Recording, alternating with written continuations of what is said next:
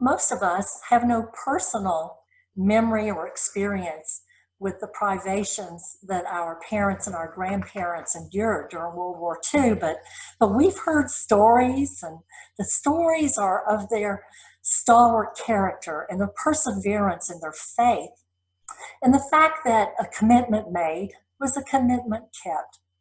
So I've collected some of these stories, and this is one that I call After the War. It was November 1946, and Cornelia Ann was leaving the convent of the Sisters of Our Lady of Charity in Dallas, Texas. She had lived with the nuns during the war years while teaching the young ladies of the academy. She was not of their faith, but she very much appreciated their kindness and the years of caretaking they'd given her. But now it was time for her to go. So she bought a car, her first car. It was a little used car, a 1939 Chevrolet two-door town sedan. And she drove the back roads from Dallas to Asheville, North Carolina. And they were all back roads then because there was no interstate. And for large stretches, there was not even any pavement. So she made another purchase of a jack and a bicycle pump and a patching kit.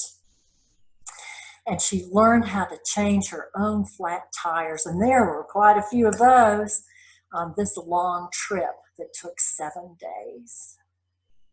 While she drove, her mind drifted back to those longing, tender courtship letters that she and John had exchanged while she was doing graduate coursework in Texas and he was studying in Pennsylvania. She also remembered the 3 years of their marriage before her soldier husband went off to boot camp and then shipped overseas to the European continent. She thought sadly of the 3 little babies, the 2 boys and the 1 girl, lost to late-term miscarriages. She wondered how the war, and how combat would change her husband, and how the long years apart had changed her. But she believed in the veracity and the lastingness of her marriage vows.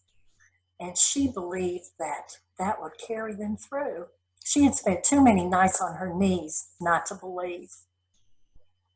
Well, Cornelia Ann finally fetched up on Broadway Avenue at the Langren Hotel in Asheville. There were a lot of women staying at the hotel. Oh, she thought, army wives, just like me. And oh my, these mountaineer people are so friendly as she walked out the front door, because the men passing by were attentively smiling and nodding their heads and lifting their hats as she went by. The ladies who were staying at the hotel would lounge around on the overstuffed sofas in the lobby and chat away the afternoon, or they would sit outside on park benches. And they wore such lovely party dresses, lovely cocktail attire, even during the daylight hours.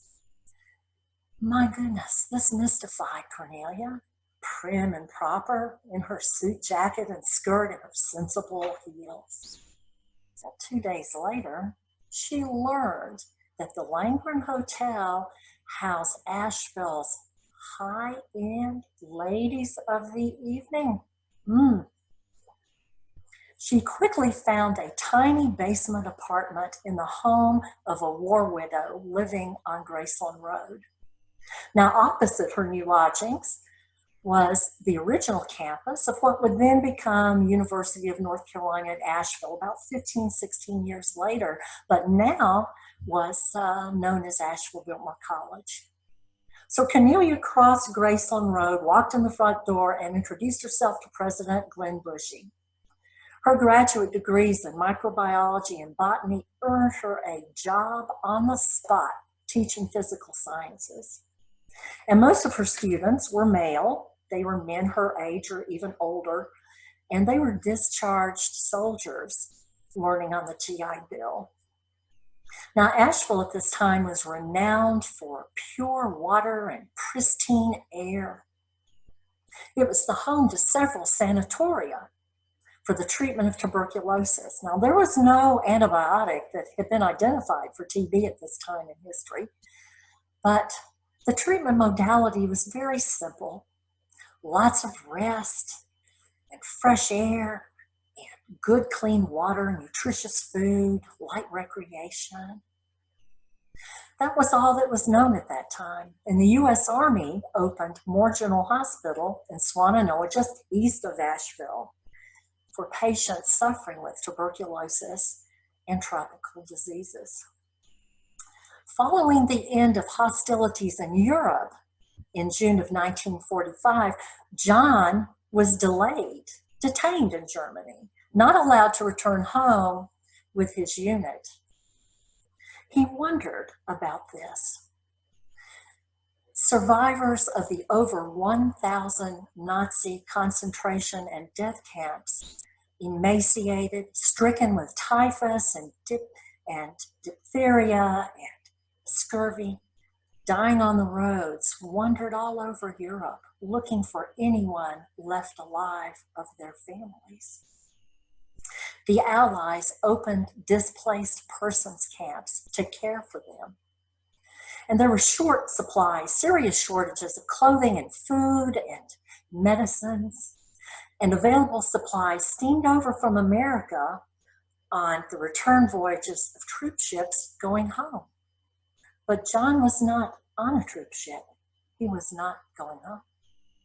He spoke German and Hungarian and Polish and Yiddish, and he was put in charge of the railroad depot at the Schwabach displaced persons camp in Germany. He considered this an assignment of mercy, and even though he desperately wanted to go home and renew his life with Cornelia, he chose to stay and serve.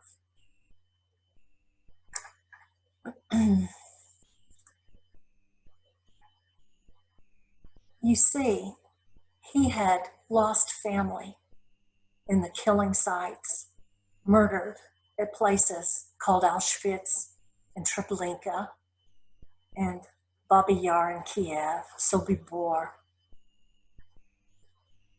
And he felt like he had to stay.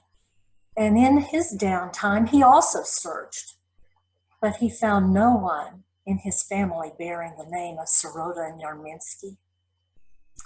He was determined that these dehumanized and suffering people would have the supplies that were meant for them, because during this time there was an extensive criminal black market operating in Western Europe. John was a hands-on manager, and daily he left his desk to go down to the camp and inspect. There among the dying and those barely clinging to life, he himself contracted tuberculosis. Arriving on the East Coast via a hospital ship, he was sent south on an Army train to Moore General in Asheville. And this is why Cornelia journeyed from Texas to Asheville to be with him. They had married in June of 1938 after a 5-year courtship, and had been separated by the draft in January 1942 after Pearl Harbor. Every evening, the wives would be invited to come to the hospital cafeteria and have dinner with their husbands, but they really weren't allowed to eat with their husbands, for there was a thick glass wall that went from the floor up to the ceiling and separated the wives from the husbands. They would put hand against glass against hand to have contact, and they would leave their hands there until the glass transmitted the warmth from their skin and the life that was in them, each to the other. This was the only contact they had for the 2.5 years of John's rehabilitation, and that added to the almost 4 years separation in war. So the wives would walk in from the parking lot into the building and go down the long hallway to the cafeteria, passing the morgue.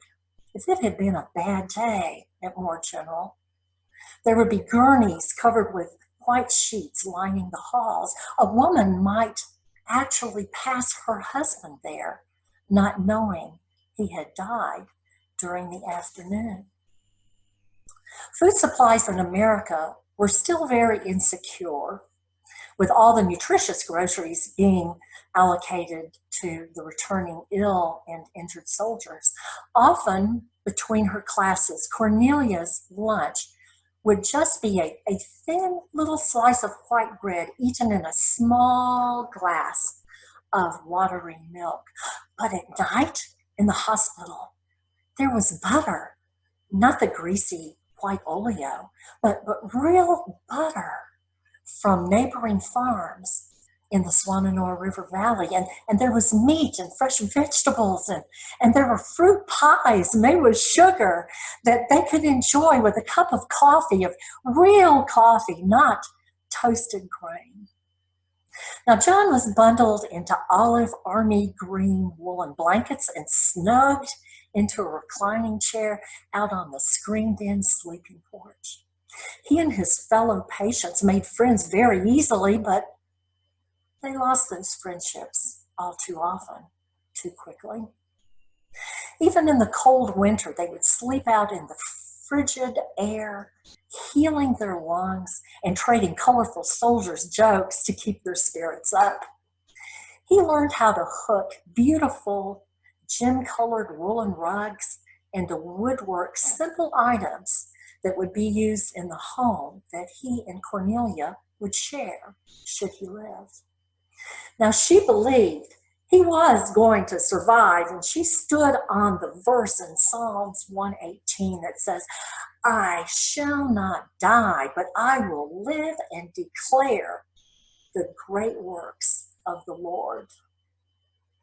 Believing this, she went out and she bought an 80-year-old log house on the corner of Old Haw Creek and Trinity Chapel Roads. It was sheltered by a wide canopy of towering pines and oaks and hickories, and surrounded by mature plantings of azaleas and rhododendron. Oh, how she loved it. It was so different from the sparse, shriveled up vegetation and the blazing hot sun and winds of the Rio Grande Valley where they had lived before the war.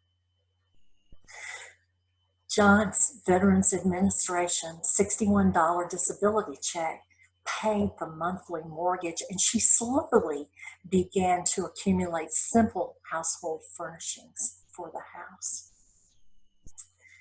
It was January 1949 before John was deemed healthy enough to leave the hospital campus for a simple overnight visit. She drove up to the hospital, picked him up in a little Chevy, and they came home. That night, their evening was sweetened by the renewal of their marital relationship. And in June of 1949, he was able to leave the hospital, but he was on light duty for 3 years. In August, early August, a tiny preemie was born, a much longed for and loved child nicknamed Toddy. And that child was me.